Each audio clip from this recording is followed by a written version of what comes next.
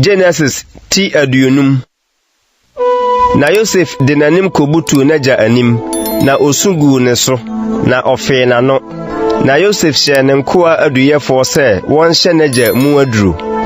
Na aduyɛfo no hyɛ Israel mu aduru. Na odi ho adaduanan. Na wɔde wie aduru hyɛ no ne no. Na Misrifo su no adaduoson. Na wɔde su no no twam no. Yosef ka kyerɛ Faro fiifo sɛ, "Sɛ manya adom wɔ mo anim a, munkoyi Faro asotiri sɛ, m'agya maame kaa no ntam sɛ, hwɛ, miriwu, na ɛda a mabɔ no Canaan asase so mafa no mu, ɛhɔ na kosie me. Enti afei, ma menkɔsie m'agya, na mensan me mmra." Na Faro sɛ, "Kɔ na kosie w'agya, sɛdeɛ ɔma a wokaa ntam no." Na Yosef kɔɔ sɛ ɔrekosie n'agya. Na Faro nkoa nyinaa, ne fie mpanimfoɔ ne Misraim asase so mpanimfoɔ nyinaa, ne Yosef fiefoɔ nyinaa, ne nuanom, ne n'agya fiefoɔ kaa ne ho kɔe, gye wɔn mma ne wɔn nwan ne wɔn anantwie, na ogyaa wɔn Gosen asase no soɔ. Na nteaseɛnam ne apɔnkɔsotefoɔ ne no kɔe, na ɛyɛ dɔm kɛseɛ. Na woduru Atad ayuporebea a ɛwɔ Yordan agya no hɔ ano. Wotwa akwadwom kɛse a emu yɛ den wɔ hɔ. Na ogyam n'agya nanson. Na ɛhɔfoɔ, Canaanfoɔ no, hunu esu a wosu no Atad ayuporebea hɔ no, wɔkaa sɛ, "Yɛdeɛ, Misraimfoɔ ayi a emu yɛ din nie." Enti wɔfrɛ hɔ sɛ Abel Misrim, aseɛ ne Misrifoɔ ayiyɔ. Ɛwɔ Yordan agya no hɔ a, na ne ma yɛ no sɛdeɛ ɔhyɛɛ wɔn no.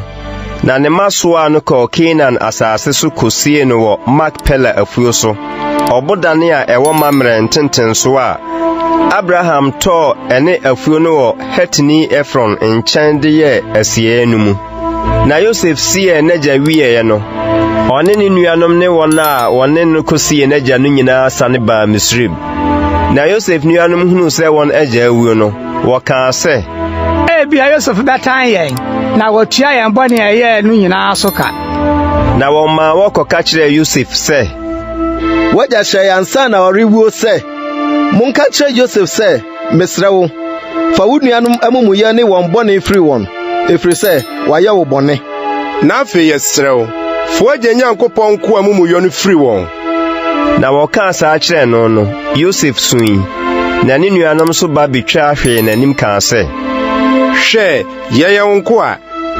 Na Yosef ka kyerɛɛ wɔn sɛ, "Munnsuro, na migyina Nyankopɔn anan mu anaa? Na mo deɛ modwene me ho bɔne, nanso Onyankopɔn deɛ, na ɔde rebɛyɛ papa, sɛ ɔbɛyɛ deɛ ada adi nnɛ yi, sɛ ɔbɛgye nnipa pii nkwa. Na afei munnsuro, na mɛhyɛ mo ne mo mma." Na ɔkyekyeree wɔn werɛ kaa wɔn akoma too wɔn yam. Na Yosef ne n'agya fiefoɔ tenaa Misraim. Na Yosef di mfirinhyia 110. Na Yosef nu Efraim ma nana, Manase ba Makir ma nso, wɔwɔ wɔn gu Yosef serɛ so. Na Yosef ka kyerɛɛ ne nuanom sɛ, "Miriwu, na Onyankopɔn bɛba abɛhwɛ mo ampa, na wabeyi mo afiri asase yi so akɔ asase a ɔkaa ho ntam kyerɛ Abraham ne Isak ne Yakob no so." Na Yosef ma Israel maka ntam na ɔkaa sɛ, "Ampara, Onyankopɔn bɛba abɛhwɛ mo, na monsoa me nnompe mfiri ha nkɔ." Na Yosef wui, na wadi mfirinhyia 110, na wɔhyɛ ne mu aduro, na ɔde no too adaka mu wɔ Misraim.